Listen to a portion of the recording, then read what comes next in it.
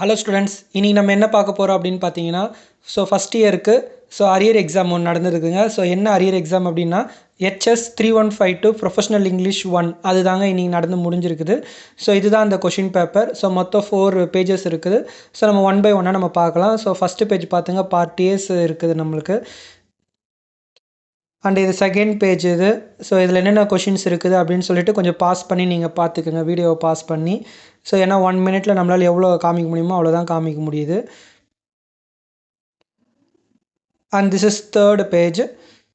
உங்களுக்கு question paper கூட ஸ்டார்டிங்கும் இப்போவும் கரெக்டாக இருக்கும். என்னென்ன கொஷின் சொல்லிவிட்டு கொஞ்சம் பாஸ் பண்ணி நீங்கள் பார்த்துங்க நீங்கள். ஓகேவா? என்னென்ன கொஷின்ஸ் கேட்டிருக்கிறாங்க அப்படின்னு சொல்லிட்டு.